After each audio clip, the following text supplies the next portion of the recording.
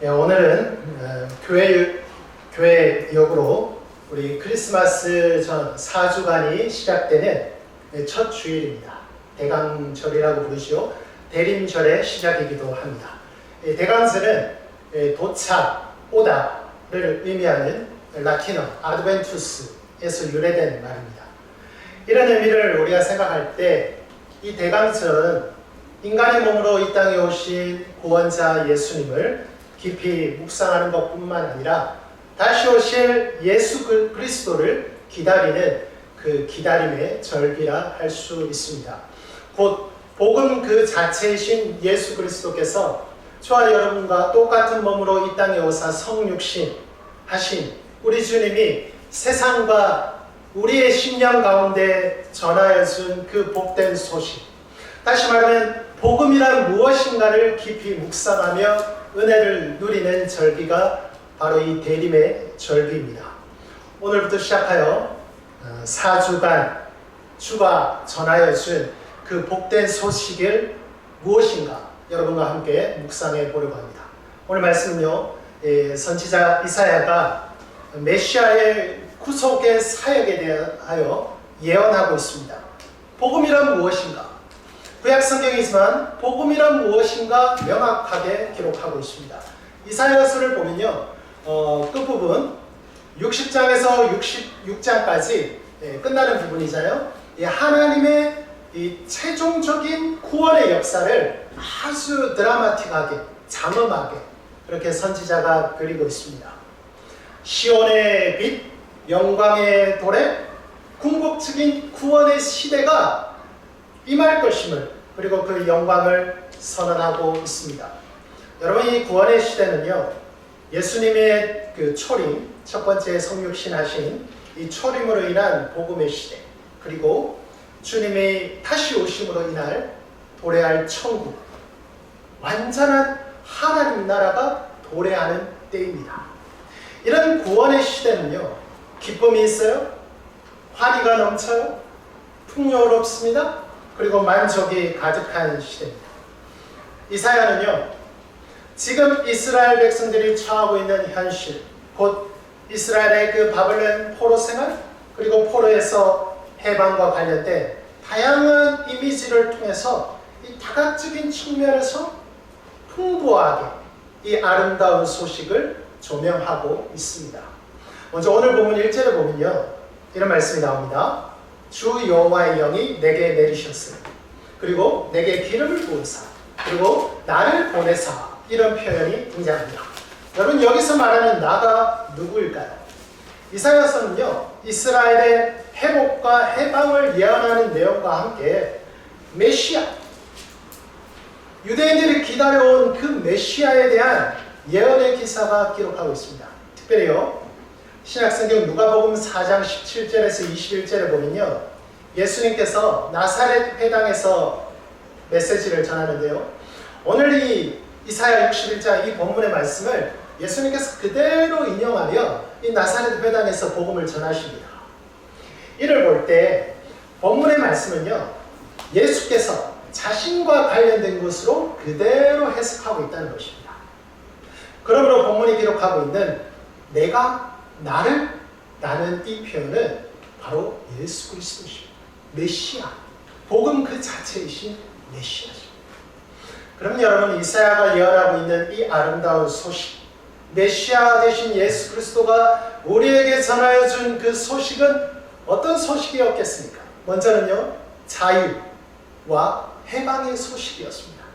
1절 말씀해 보면요, 제가 읽어드릴게요. 1절입니다. 주 여호와의 영이 내게 내리셨으니 이는 여호와께서 내게 기름을 부으사 가난한 자에게 아름다운 소식을 전하게 하려 하심이라. 나를 보내사 마음이 상한 자를 고치며 포로된 자에게 자유를, 갇힌 자에게 노임을 선포하며 기록합니다.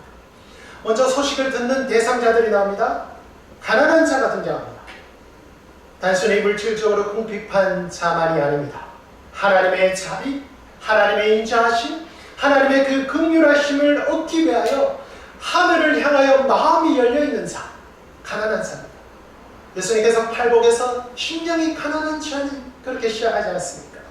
마음이 상한 자가 나옵니다. 문자적인 의미 그대로 마음의 상처를 지닌 자들입니다.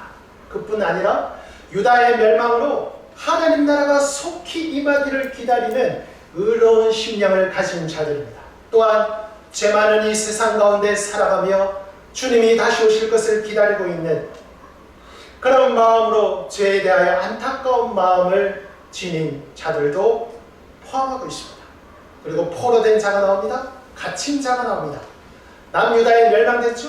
바벨론으로 포로가 된 거예요.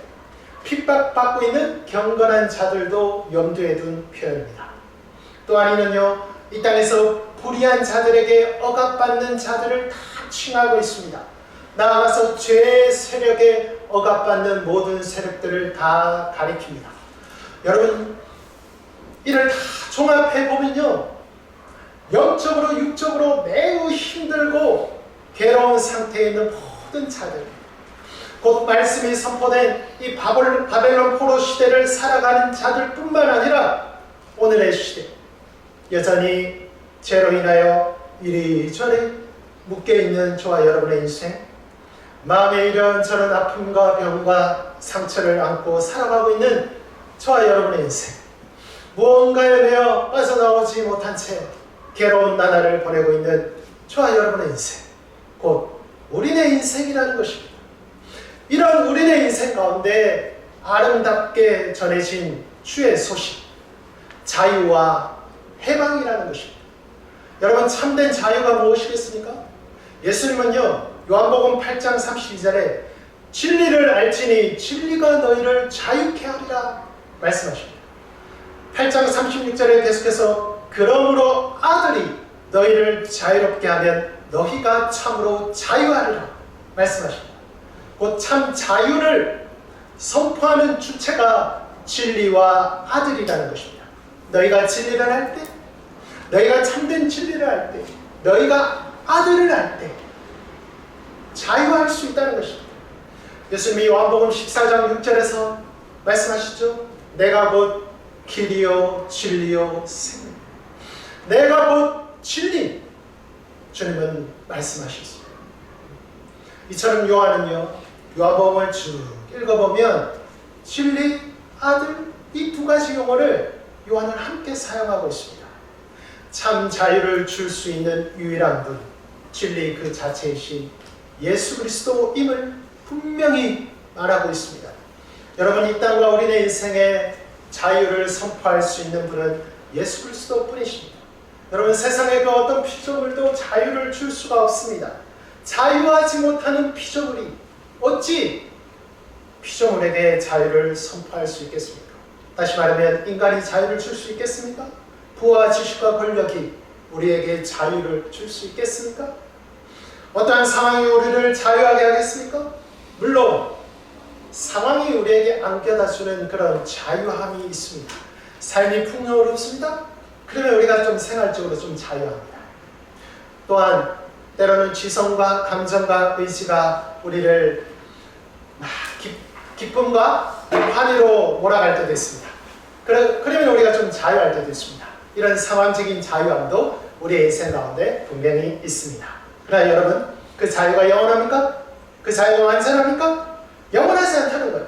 여러분, 영원하지 않는 자유, 완전하지 않는 자유를 참된 자유라고 말할 수 있겠습니까?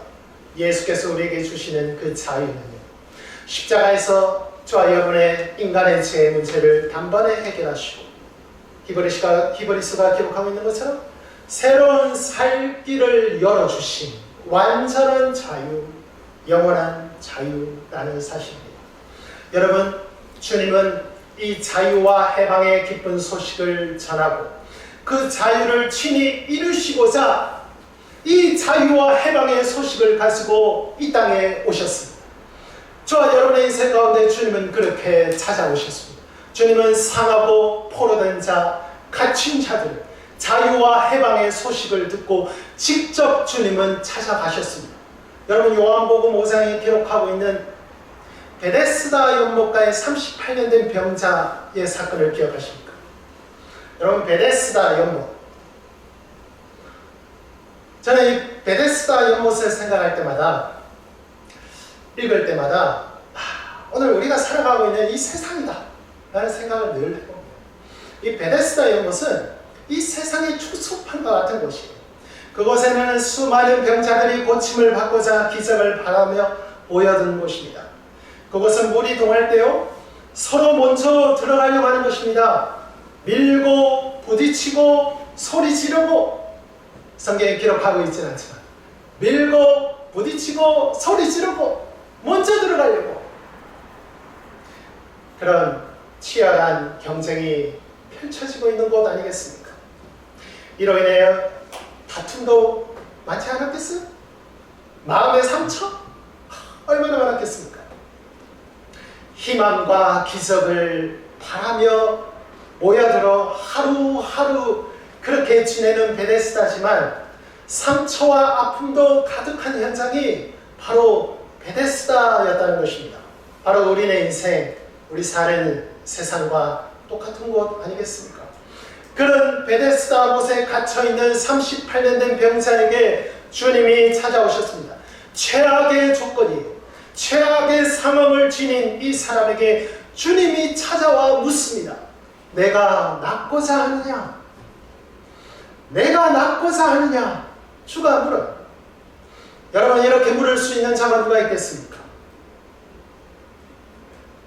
내가 낫고자 하느냐? 그 베데스다에서 이렇게 물을 수 있는 자가 누가 있겠습니까? 나을 길이 없는 자, 누가 보아도 안 되는 자입니다. 베데스다에서 소외된 자였습니다. 오랜 세월 그 행각에 갇혀 포로된 자예요. 본인 스스로도 이야기합니다. 아무도 자기를 밀어주는 사람이 없다고. 아무도 나를 밀어주는 사람이 없다. 불만과 마음의 상처로 가득한 그런 자.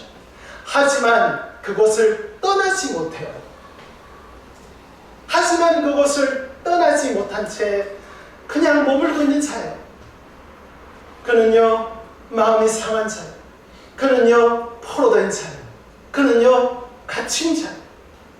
아무도 그에게 묻는 자가 없었지만 주님이 찾아오셨습니다. 내가 낫고자 하느냐? 주님이 물으셨습니다. 모두가 물의 동함을 보고 있는 현장이에요. 그들은 베데스다에서 자유를 찾아 나갈 수 있는 길은요, 그 못에 들어가는 것밖에 없는 줄 알았어요.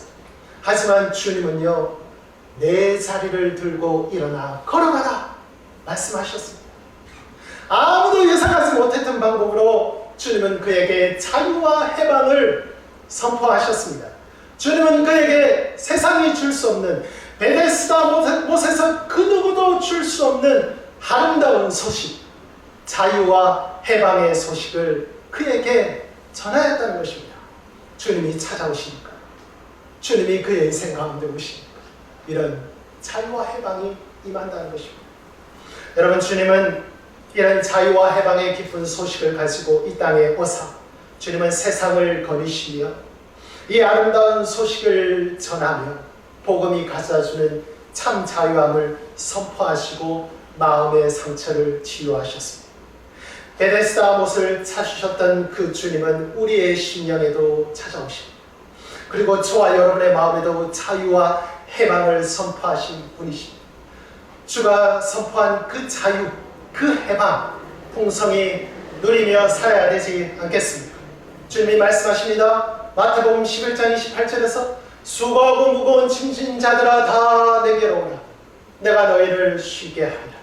사도 바울은 고린도후서 3장 17절에서 주의 영이 계신 곳에는 자유함이 있느니라 말씀하십니다. 주님의 품, 주의 영이 계신 곳, 그곳에 자유와 해방이 있는 것입니다.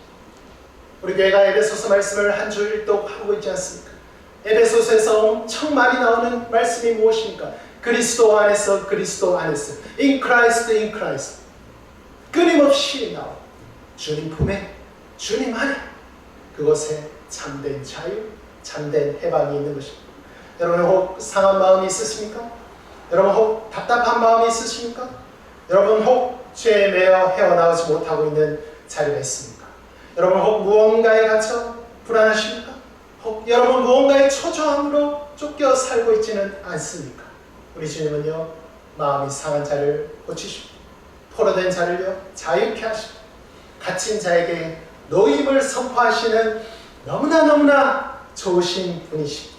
이 아름다운 소식을 우리 모두에게 전하고 또 보여주시기 위해 이 땅에 오셨습니다. 그러므로 여러분 주님 안으로 깊이 들어가야 합니다. 참된 자유가 선포되고 있는 말씀의 현장으로 더 가까이 나아가야 합니다. 그리하여 사랑하는 여러분, 세상이 줄 수 없는 우리 주님이 주시는 참된 자유와 해방의 은총을 더 풍성히 누리며 사시기를 간절히 바랍니다. 여러분 또 한 가지는요, 위로의 소식이었습니다. 2절과 3절의 말씀인데요. 제가 한번 읽어드릴게요. 오늘 본문 2절과 3절입니다. 여호와의 은혜의 해와 우리 하나님의 보복의 날을 선포하여 모든 슬픈 자를 위로하되 무릇 시온에서 슬퍼하는 자에게 화관을 주어 그 죄를 대신하며 기쁨의 기름으로 그 슬픔을 대신하며 찬송의 옷으로 그 근심을 대신하시고 그들이 의의 나무 곧 여호와께 심으신 그 영광을 나타낼 자라 일컬음을 받게 하려 하시리라. 아멘. 여러분 말씀해 보면요, 여호와의 은혜의 해가 나옵니다. 여러분 이 여호와의 은혜의 해는요, 이스라엘의 그 절기 중에 희년의 때를 말하는 것입니다. 희년은요, 안식년이 7번 돌아가는 그 다음이에요. 그러니까 안식년이 7년이죠. 7번 돌아가면 출칠의 49. 그리고 그 다음 날. 그래서 50년째 되는 해가 희년이 돼요. 희년이 되면요, 땅이 다 원위치로 돌아가는 것입니다. 땅이 회복되고요, 노예들도 다 풀려나는 거예요. 그런 땅의 회복과 노예의 해방을 가져다주는 좋은 해가 희년입니다. 이스라엘은요, 이 날을 기념하면서 오실 메시아 시대의 완전한 회복, 그 완전한 자유와 평안을 미리 맛보았다는 것입니다. 여러분 이 은혜해와 상호 모순되는 보복의 날, 이런 단어도 나오고 있습니다. 보복의 날을 선포한다는 것은 이 메시아께서 우리 주님이 이 땅에 다시 오시면요, 메시아의 도래가 이 구원과 함께 또 심판이 임하지 않습니까? 이것도 함께 가리키고 있는 것입니다. 이런 이중적인 의미가 내포되어 있습니다. 이는 곧 예수님의 초림으로 시작하여 우리 주님이 이제 이 땅에 다시 오시는 그리스도의 재림으로 완전히 성취되는 그런 일임을 보여주기 위하여 여호와의 은혜의 해 그리고 보복의 날 이렇게 함께 기록하고 있습니다. 이사야는 이런 선포를 통해 메시아가, 여러분의 주인 되시는 메시아가 모든 슬픈 자를 위로할 것입니다 라고 말합니다. 2절과 3절을 보면요, 슬픔, 근심이라는 단어가 계속 나옵니다. 이는 1차적으로 바벨론에 의하여 파괴된 예루살렘 상황이, 이런 슬픔의 현장에 변화가 일어난다는 것입니다. 3절이 더 구체적으로 기록하죠. 슬픈 자에게는 화관을 주어 그 죄를 대신하고 기쁨의 기름으로 슬픔을 대신하고 찬송의 옷으로 근심을 대신할 것이다 말합니다. 화관은요, 고대 여인들이요, 머리를 치장하기에 쓴 거예요. 아름답고 수려해요. 여러분 가끔 이렇게 영화나 옛날 드라마에도 이렇게 나오지 않습니까? 얼마나 아름답고 수려합니다. 기쁨이, 반면 죄는요, 슬픔을 상징합니다. 찬송의 옷은요, 구원에 대한 기쁨의 노래를 뜻하고 있습니다. 즉 위와 같이 모든 슬픔이 기쁨으로 변화될 것이라는 것입니다. 파괴된 예루살렘이 회복될 것입니다. 나아가 메시아가 도래할 때는 슬픔이 변하여 참된 기쁨이 임하는 현장이 될 것임을 예언하고 있는 것입니다. 여러분 주가 전하는 아름다운 소식, 곧 우리에게 찾아온 복음은 이처럼 슬픈 자를 위로하는 위로의 소식이었습니다. 그런데 여러분, 슬픈 자를 위로하는 말은 누구나 할 수 있습니다. 그렇지 않습니까? 오늘의 시대는 여러 슬픔과 마음의 상처를 저마다 다 안고 사는 시대입니다. 누군가에게 위로가 필요한 시대를 우리는 살아가고 있습니다.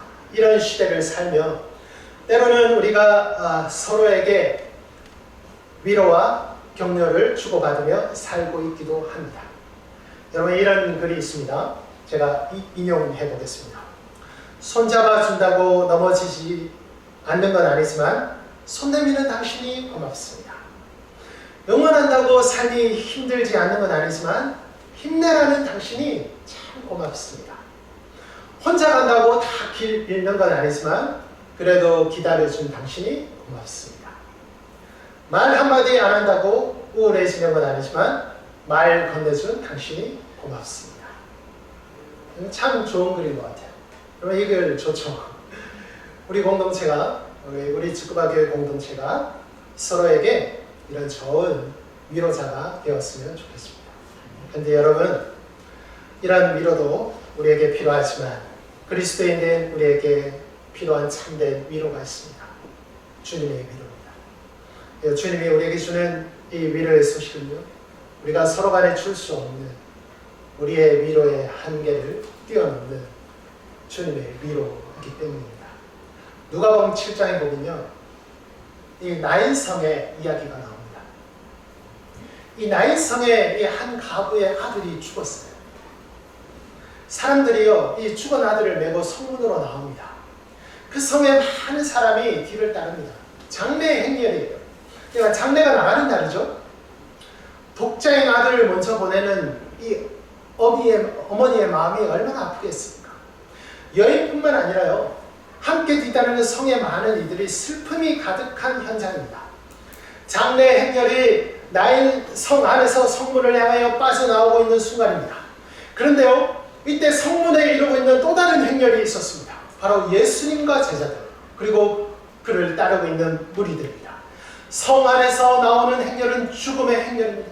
그런데 성문으로 이루고 있는 행렬은 주님이 계시는 죽음의 권세도 깨뜨릴 수 있는 생명의 행렬입니다. 죽음의 행렬이 성문으로 나오고 있고 생명의 행렬이 성문으로 들어가고 있는 현장 만났습니다. 주님이 가까이 다가서십니다. 가보에게 말합니다. 울지 말라. 누가복음 7장에 보면 기록하고 있어요. 주님이 그에게 하신 말씀이 울지 말라. 슬픔에 잠긴 자들을 불쌍히 여기고 울지 말라 하셨던 예수님. 사실 여기까지는 누구나 다 말할 수 있는 거예요. 슬픔을 당한 가족들, 지인들, 성에 있는 많은 사람들 여인에게 말했을 때 울지 마, 힘내, 말하지 않았겠습니까? 손을 맞잡고 위로를 줄 수 있는 것입니다. 그러나 거기까지죠. 하지만 울지 말라 하신 예수님은 그 관에 손을 대시고 말씀하십니다. 청년아 일어나라 명하십니다. 청년아 일어나라 말씀하십니다. 당시의 관은요, 뚜껑이 없어요. 시신이 잘 보이는 관. 근데 유대인이었던 예수님, 율법의 틀에서 보면 관에 손을 대면 안 되는 거예요. 그러나 예수님은 관에 손을 대시며 누워있는 과부의 아들에게 말씀하십니다. 청년아 내가 내게 말하노니 일어나라 말씀하십니다. 여러분, 죽은 청년을 향하여, 베데스다하고 마찬가지입니다. 죽은 청년을 향하여 일어나라 말할 수 있는 자가 누가 있습니까? 주님 외에는 없다는 거예요. 울지 말라는 다 할 수 있어요. 누구나 할 수 있어요. 그런데 일어나라 말할 수 있는 자는 없다는 것입니다. 과부의 처절한 슬픔을 바꿀 수 있는 주님이십니다. 죽음의 행렬도 예수가 계시는 생명의 행렬을 만나면 죽음도 생명으로 변화되는 놀라운 현상입니다. 주님은 여인의 아픔을 보셨습니다. 주님은 여인의 아픔을 보시고 마음 아파하셨습니다. 그리고 주님은 외면하지 않으시고 주님은 다가오셨습니다. 이처럼 주님은 오늘도 저와 여러분의 삶의 자리에 찾아오사 우리를 위로해 주시는 분이십니다. 한 인간의 고통을 주님은 외면하지 않으신다는 것입니다. 주님께서 친히 이 땅에 오사 가장 큰 아픔을 겪으셨습니다. 주님께서 인간의 몸으로 오사 골고다 언덕에 오르사 십자가의 고통을 참으셨습니다. 지키시고 상하셨습니다. 그러하기에 인간의 아픔을 가장 잘 아시는 분은요, 주님이십니다. 주님이 겪으셨습니다. 인간의 고통을 아시기에 고통의 현장을 찾아오시고 고통당하는 이들과 함께 하시는 분이 우리 하나님이십니다. 슬픔에 있는 자들, 위로가 필요한 자들 외면하지 않는 분이 좋으신 주님이십니다. 비록 우리 삶에 죽은 자가 다시 살아나는 이런 기적과 같은 일은 잘 일어나지 않아. 우리 눈에 보이지도 않습니다. 일어나지 않는다 할지라도 비록 우리의 슬픔과 고통이 너무나 격하여 우리의 눈에 주님이 보이지 않는다 할지라도 여러분, 주님은요, 저와 여러분의 삶의 고통의 현장에 여전히 찾아오사 주님의 방법대로, 즉 우리에게 각자에게 가장 선하고 좋은 방법으로 우리를 오늘도 위로하고 계신다는 사실, 이를 믿음의 눈을 들어 보아야 합니다. 이를 통해 주님은 우리의 마음을 치유하시고 또 지속적으로 우리가 새 마음을 품어가도록 성령께서는 우리를 도와주신다는 것입니다. 진정한 위로는요, 위로부터 주어지는 주님의 위로에 있는 것입니다. 복음 그 자체이신 예수 그리스도, 그분이 전한 아름다운 소식은 슬픔이 변하여 기쁨이 되고 근심이 변하여 찬송이 되게 하는 변화를 이끌어내는 아름다운 소식이었습니다. 여러분, 참된 자유와 해방, 참된 위로의 소식을 가지고 주님은 이 땅에 오셨습니다. 그리고 이 세상을 거니시고 자유와 해방과 기쁨과 위로가 실현되는 현장, 곧 하나님 나라의 실현을 그대로 이루셨습니다. 우리에게 보여주셨습니다. 이 복음의 복된 소식을 던져주신 예수 그리스도, 이제 우리는 그분의 다시 오심을 기다리며 이 아름다운 소식의 은총을 우리가 이 대림의 절기에, 이 대강의 절에 깊이 깊이 누려야 하겠습니다.